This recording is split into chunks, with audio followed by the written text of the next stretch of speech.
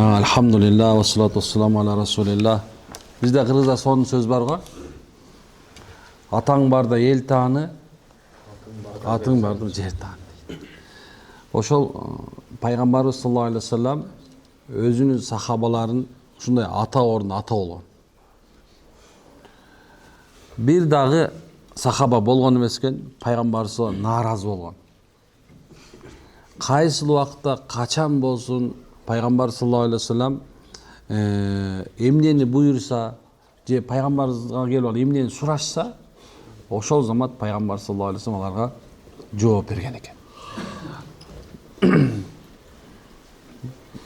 Көптөгөн сахабалар, андан табаиндер бардыгы, салаф салихиндин бардыгы тең пайгамбар саллаллаху алейхи ва салламдын адебине келгенде ушул жагын көп айтышат экен.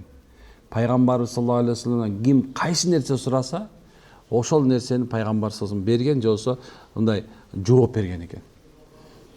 Жада калса Шамаилде келет, пайгамбар саллаллаху алейхи ва саллам качан бир адамга сөз айткысы келсе, эч качан ооба ошондой ий деп койчу эмес экен да.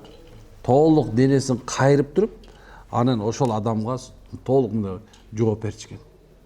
Эгерде бир адамдар келип пайгамбар саллаллаху алейхи ва салламдын көбүрөөк болуп калган болсо, бардыгына көрүнүктүү болуш үчүн ортосунда отуруп алып дайыма сүйлөйт эле дейт. Баарына көрүнүп турганда болуп.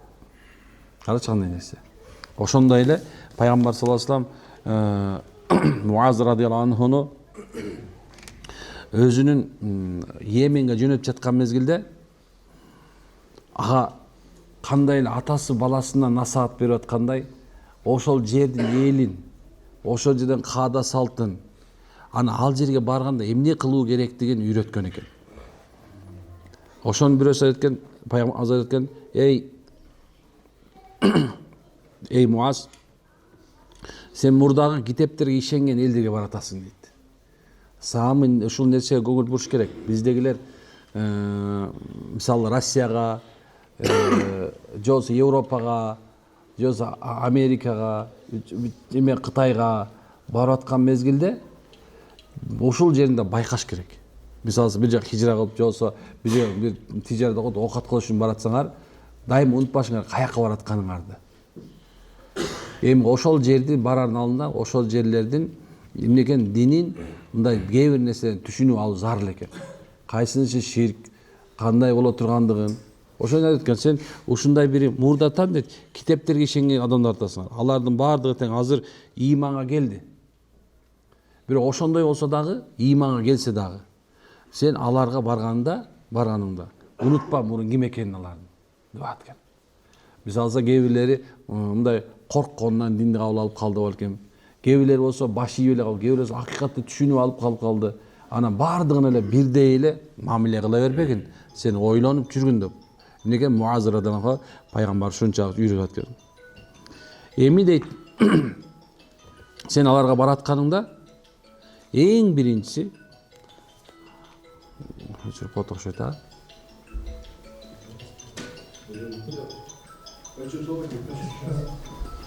Таарынып калбасын, Ошо телефон. Эми дейт, аларга барганыңда биринчи кезекте аларга эң биринчи Алла ибадат кылууну даават кылгын дейт. Эмне кылгын дептир? Эң биринчи даават кыл. Алла ибадат кылганга. Андан кийин Алла Таала күнүнө 5 жолу намаз окууну моюнга жүктөгөнүн кабарла. Ал эгер муну аткарышса, анан Алла аларга байлардын малынан алып кедейлерге берүүнү буйруктуган айткан дейт. Бар мындай. Эгер буга макул болса, алардын малдарын ал, бирок асыл тукумдарына тийишпе деп айткан. Бул усул ар дайым ар бир мен таблих кылуучумун, мен туура жолго адамдарды чакырчумун дегенде эң биринчи эмне кылышыбыз керек экен? Адамдарды Алланын жалгызына чакыруу керек экен.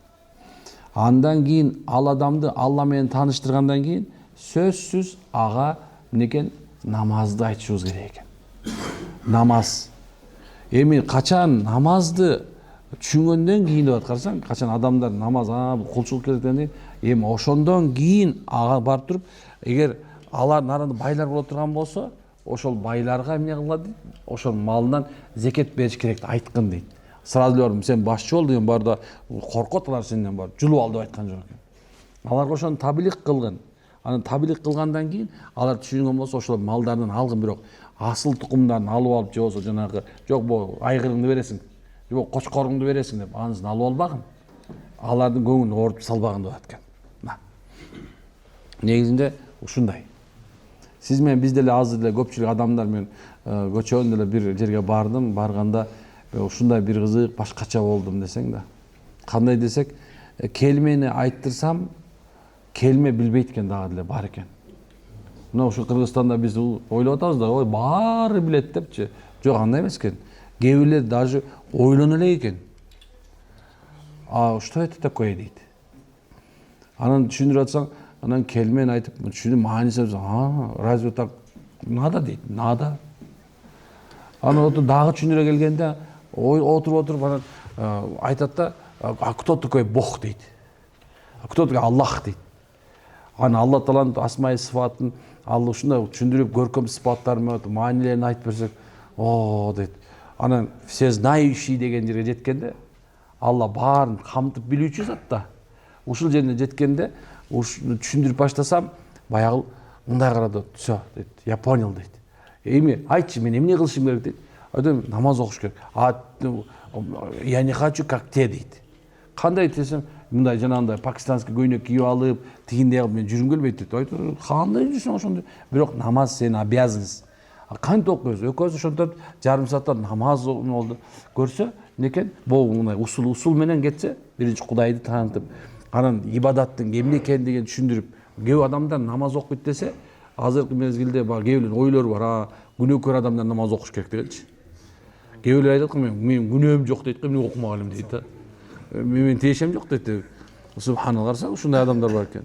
Эми намаздын фазилетин айтып, ар бир движениядагы болуп аткан нерсесин түшүндүрүп берсек, машалла, баягы адам башкача курсант болду. Как будто субхан жоголгон нерсесин тапкандайчы. Карак. Демек, машалла, эмнекен ушул нерсе көңүлүн кароо деген дагы көп маселе бар. Бизде бар ошол замат эле намаз окуйм. Астагфирулла дейт го, сен намаз окуп жүрөсүң. Сен тозокко чыгасың дейт го. Уже билет, уже каяка барын апарам билет. Тозокко салып бирсе күйгүзүп, отто шашлык кылып баягы субханалла, ана кебап кылып ар жака бер жака сүйрөп, тозоктун тамагын жедирип, баягы шайтандын башына заккум дарагын жедирип, аны ошентип баягы тозоктун дарыясына салып ары сүйрөп келиптир, анан кийин субханалла, анан эптеп бейишке чыгарса чыгарбаса калды ошол жерде чалчы. Андай эмес экен, субханалла. Биринчи ушул Алла Таала имандыларга эмнекен, качан убада кылганда, ушундай бир жакшылыктар убада кылганда, алдыларынан агып турган дарыяларды убада кылган Аллах. Бейишти салаалап илип турган жүзүмдөр менен банандарды убада кылган Аллах. Ардынан агып тураткан 4 дарыяны убада кылган.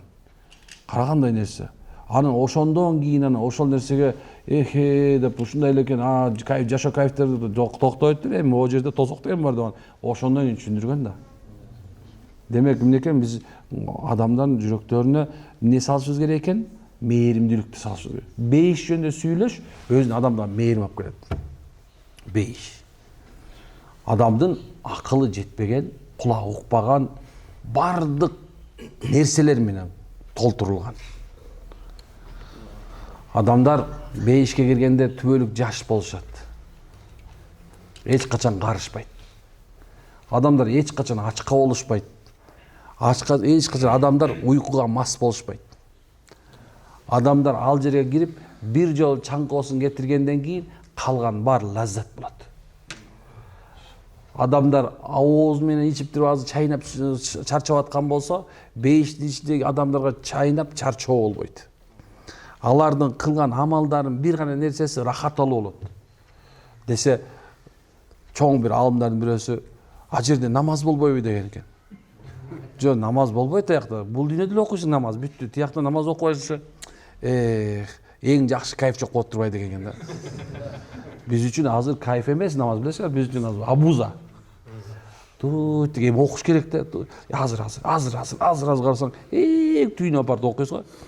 Адамдар ушинтип бейиште намаз болбойбу дешкен экен. Сахабалардын кээ бирлери пайгамбарыбыздан я Расулалла тияққа барған намаз болобу десе, аяқта намаз болбойт десе, эмнекен дуа кылам. Я Алла, мени көрдү дагы, аны махшар майданында дагы субхана намаз окуп тура тургандай кыл экен. Кээ бир сахабаларды көмгөндө, мүрзөнүн ичине койгондо, аларды коюп кайра караганда эмнекен сажда кылган акыбалында турганын көрүшкөн сахабалар. Анткени инсан качан эмнени сүйсө, ошол нерсенин мухаббатында мас болот, билесиңерби? Ошол нерсеге мас болот. Кайф алат ошондон. Адамдар машинени сүйгөндө, мисалы, машиненин могу жерден карап кетип барат, монтип карап тиягы кайф алатканын көрөм да, адамдар. Машинени көрүп турасың, машинени сүйөрүнчү, субханалла. Бейиш бул адам үчүн, субханалла, сиз менен биз үчүн даярдалган рахат ал. Бул нерсени Алла Таала уада кылды, Алла уадасына бекем тургандар. Ошол учуу кыйры билинбеген, узактыгын акылыбыз жетпеген, ичинде кулагың угуп, көзүң көрбөгөн неаматтар толгон бейишти өздөй жарышкыла дейт Аллах. Аны өзү жарыш керек. Жарыш үчүн убакыт аз калды, субханалла. Мындай ассаламу алейкум рахматулла дегенге чейин эле да биз ошо жарыша турган убактыбызчу. Кудай берсе, эми 80-90га чейин жетишем деген бул акылсыздык. Bir günü Peygamber sallallahu aleyhi ve sellem yanında Abu Bakr Sıddık radıyallahu anh durat kendi ayet etken men deyt subhanallah uşul bir reket namaz okuganga çeyin türü olamayınca bilbeyim degen eken. Oşonda Peygamber sallallahu aleyhi ve sellem ey Abu Bakr sen öttö uzak oylonot ekensin deptir. Uzak oylonot ekensin. Men şu bir jaka salam berip экинчи жака салам беремби дегенге жетишем билбейм деген экен.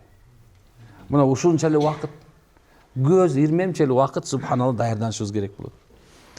Бир айтат, эми бир эле жолу намаз окуп койсом жетпейби? Жок, субханалла. Бир эле жолу жетпейт. 5 маал намаз окуш керек. Эми үмүтүм бар, Кудай ошо 5 маал намаздын баардыгы тең Алла Таала жагып, Аллага ыраазы болуп, ошол бизди бейишке алып келе турган болсо. Билал радыйаллаху анху Пайгамбар саллаллаху алейхи ва саллям Миражга чыгып келгенде Пайгамбар жанына келип туруп, Пайгамбар саллаллаху алейхи ва саллям ошонун алдында сахабаларга айткан экен. Мен дейт субханалла, мынекен бейиште бир тапчыкенин үнүн уктум деген экен. Анан Билал башын кирип келгенде Пайгамбар ey Билал дейт, сен эмне жакшы амал кыласың? Мен сенин басып баратканыңды бейиштин жээгиндеги суулардан көрдүм, уктум дейт, үнүңдү, тапчыкенин үнүн. Дегенде, я Расулалла, мен эчтеге амал кылбайм. Билал дегенде, я Расулалла, башкадан жашсам сизден жакшырмакмын дейт. Бирок мен дейт, даарат алып туруп, ошол заман аркасынан, ошол заман субханалла, ошол заман 2 рекет намаз окуган жакшы көрөм, даарат намазын окуган жакшы көрөм деген экен. Деп. Ошо сен даараттан кийинки алган эмең дейт да, ошол эмне бейиштин дарыясынын этегинде сен тапчыкеңдин үнү угузат деген экен. Карайсызбы кандай нерсе? Мен пайгамбар дейт, бейишке качан киргизгенде мени дейт. Мен сол жақ Сидратул Мунтаханын оң жағында дейт, бир узун бир касырды көрдүм дейт. Узун экен дейт, акылым дейт, узундугуна субханалла. Мен Жабраил периштеден сурадым, ey Жабраил, бул ким үчүн курулган замок? Ким үчүн курулган замок? Дегенде Жабраил айтып аткан, бул жөнүндө менде кабар жок деди. Бул бейиштинче неаматты Аллах Таала даярдаган. Ким экенин билбейм дегенде, үн келди, жеткизгин мен пендеме Мухаммадка айткын деген Аллах Таала баягы Жабраилдин жүзүнө, жадына, жүрөгүнө салганда айтып аткан, ey Мухаммад, бул сен ушундай пендеңе даярдалган дейт. Эртең менен кечке чейин, эртең менен кечке чейин бир да адам көңүлүн оорутпаган дейт. Анан түндөн дейт, таңга чейин эч бир адам көңүлүн оорутпаган адам могу пендең сенин үммөтүң үчүн даярдалган дейт. Сахабаларга пайгамбар айткан, ey дейт, бириңердин көңүлүңөрдү алгыла, бири-бириңердин мамилеңерди карагыла, бириңердин көңүлүңөрдү оорутуп алып, учу кыйры белгисиз бир чоң сарайдан кургалып калбагыла. Bir günü bir tabiinlerden birisi tün içinde uktap kettir. Tün içinde tuş görüptür. Tüşünde zabranişten bolgon, jaşıl, jakuttan bolgon, subhanu bir çoğun bir zamakты görüp. Tüşünde görüptür dağı. Anın içinden bir hur kızdın ününü ugatken. Hurlayn. Hurayna. Hurayna. O ayna degen dese, onday anın denesi, uşunca болгондон денесине 70 кат көйнөп отуратканда анын биягынан бул жак денеси бияга көрөткөндө анын жүрөгүндө аты ким эле? Мирлан деп соғып тұрады екен да. Ошол айын экен, ушундай экен. Анан ошол көрүп баягы ушундай мукам үнүнө мас болуп, "Эй, сен кимсиң? Сен ким үчүн?" дегенде, баягы айтат экен. "Бул мен сен үчүн болчумун. Бул замок сен үчүн болчу. Бирок сен бүгүн тахажжуд уктап койдуң, ошон үчүн биз башканы кылып калдык." Умтулалы. Канчалык Аллага жакындаган сайын ошончолук Алла Тааланын ырайымы келет, ошончолук субханалла.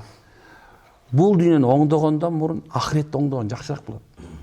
Бул дүйнөчү ушундай нерсе. Бул дүйнө баары бузулат.